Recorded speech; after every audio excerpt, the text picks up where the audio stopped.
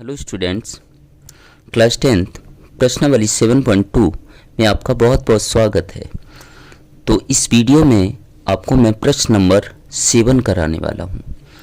तो प्रश्न नंबर 7 यहाँ पर दिया गया है कि बिंदु ए के निर्देशांक ज्ञात कीजिए जहां ए बी वृत्त का व्यास हो और जिसका केंद्र 2, -3 है तथा बी के निर्देशांक आपको दिए हैं 1, 4।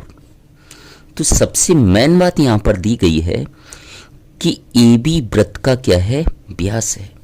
तो सबसे पहले हम वही समझ लेते हैं कि व्यास क्या होता है।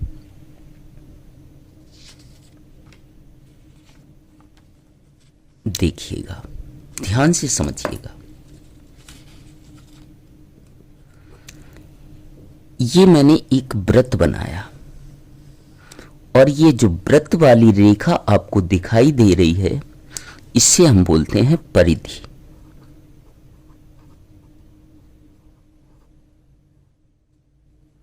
ये वृत्त वाली रेखा क्या कहलाती है, परिधि कहलाती है। और ये क्या है, वृत्त का केंद्र।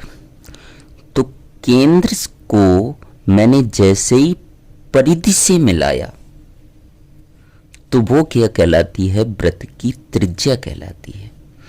ये केंद्र है और केंद्र से मैं जैसे ही परिधि तक की दूरी को लेता हूं तो वो क्या कहलाएगी, त्रिज्या। कोई भी आप दूरियां ले सकते हैं। ये केंद्र से मैंने परिधि तक की दूरी ली, वो क्या कहलाएगी, त्रिज्या कहलाएगी। यहां तक क्लियर हुआ। अब बात आती है कि प्रश्न में व्यास की बात की गई है। तो मैंने क्या किया, एक वृत्त बनाया और इसका ये क्या है, केंद्र है। ये इसका क्या है, केंद्र है।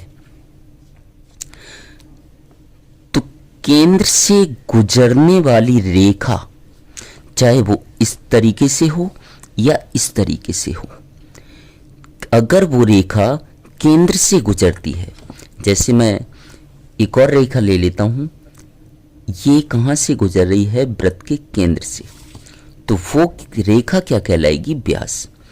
ये रेखा भी केंद्र से गुजर रही थी तो ये भी व्यास था। ये रेखा भी केंद्र से गुजर रही तो ये भी क्या है, व्यास है।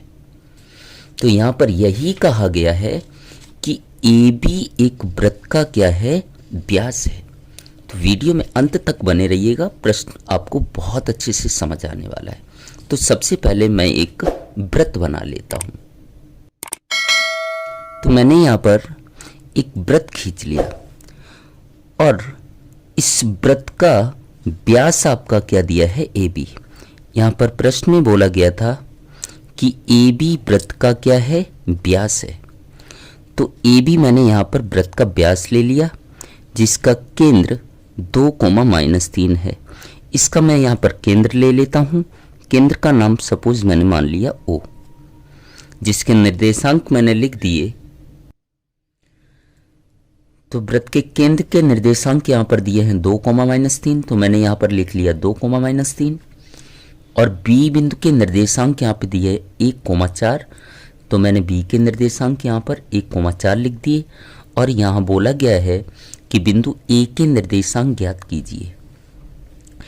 ए के निर्देशांक मुझे ज्ञात करने हैं।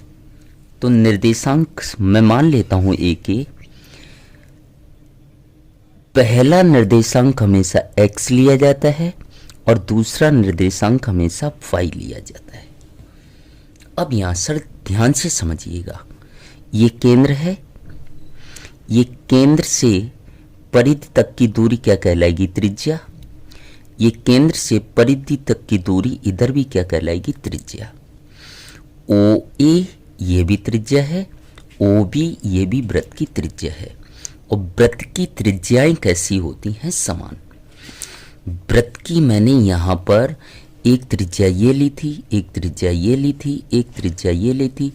एक ही वृत्त की कितनी भी त्रिज्याएं हों उसका मान हमेशा कैसा होगा, समान होगा।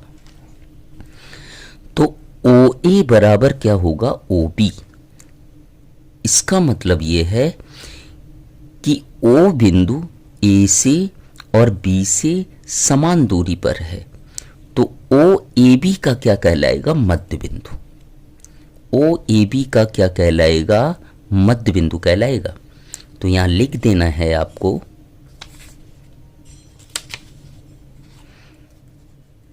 ए बी के मध्य बिंदु ओ के निर्देशांक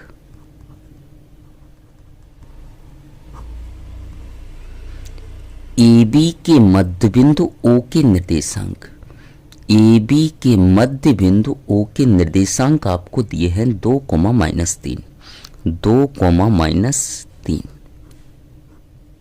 और मध्य बिंदु के निर्देशांक का सूत्र होता है, यहां पर मैं लिख देता हूं कि x1 प्लस x2/2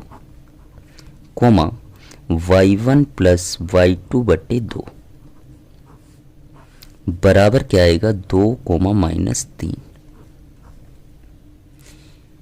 ये x1 x2 y1 y2 कहां से मिलेगा, ध्यान से समझिएगा। किसके मध्य बिंदु है, ए बी के, ए और बी के। तो ए का पहला मान मैंने क्या लिया, x और y, ऐसे ही बी का भी मान हम क्या लेंगे, x और y लेंगे। तो इसका नाम मैं दे देता हूं एक्स वाई, दूसरे में भी क्या नाम दे देता हूं, एक्स वाई। अगर मैं इसे 1,1 नाम दूंगा तो इसे नाम क्या दूंगा, 2,2। इस प्रकार से मुझे x1 y1 x2 y2 मिल गया। तो x1 की जगह x1 का मान रख देते हैं x, प्लस x2 की जगह x2 का मान रख देते हैं 1, अपॉन क्या आएगा 2। y1 का मान कितना है y, प्लस y2 का मान कितना है 4/2 बराबर 2,-3 जैसे का तैसा।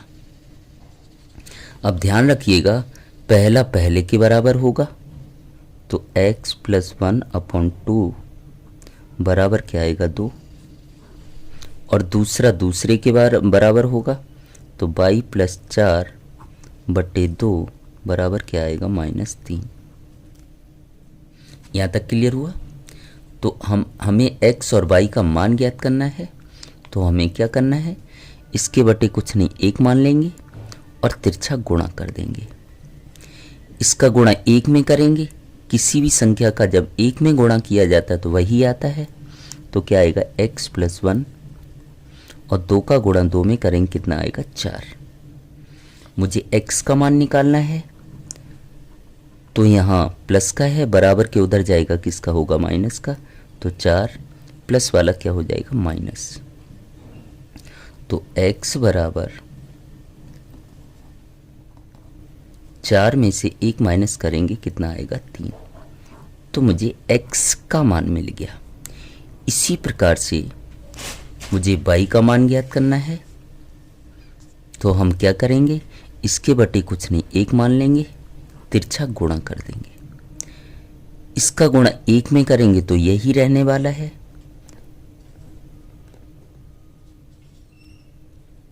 y प्लस 4 बराबर है तो बराबर, माइनस है तो माइनस, 3 का गुणा 2 में करेंगे, 3 दूनी 6।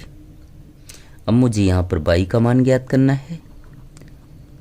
तो प्लस 4 को उधर ले जाएंगे, बराबर के उधर ले जाएंगे तो उसका चिन्ह बदल जाएगा। यहाँ प्लस का है, इधर किसका हो जाएगा, माइनस का। तो y बराबर माइनस माइनस क्या होता है, प्लस, प्लस मतलब जोड़ना है। 6 में 4 जोड़ेंगे, कितना आएगा 10। और चिन्ह वही आता है जो बड़ी के साथ है, और बड़ी संख्या के साथ यहाँ माइनस है तो क्या आएगा, माइनस। तो इस प्रकार से मुझे x का मान मिल गया 3 और y का मान मिल गया -10। मुझे क्या करना था, बिंदु A के निर्देशांक ज्ञात करने थे। किसके निर्देशांक ज्ञात करने थे, यहाँ पर बिंदु A के निर्देशांक। बिंदु A के निर्देशांक मैंने माने क्या, देखिएगा, बिंदु A के निर्देशांक मैंने माने हैं x, y। तो यहाँ लास्ट में आपको लिख देना है, बिंदु A के निर्देशांक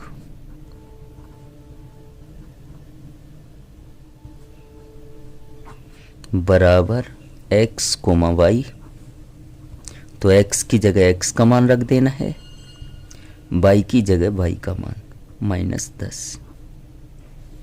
तो इस प्रकार से बिंदु A के निर्देशांक मुझे मिल गए 3 कोमा -10। उम्मीद करता हूँ आपको यह प्रश्न समझ आया होगा। अगर आपको यह प्रश्न समझ आया हो और चैनल पर पहली बार आए हो तो चैनल को सब्सक्राइब जरूर कर लीजिएगा। और इससे पहले के प्रश्न आप देखना चाहते हो तो उसका लिंक मैं आपको डिस्क्रिप्शन में दे दूंगा। इसी प्रकार से क्लास 10th के किसी भी चैप्टर के वीडियो आपको देखने हो तो हमारे चैनल पर जाइए और प्लेलिस्ट में किसी भी चैप्टर के आप वीडियो देख सकते हैं।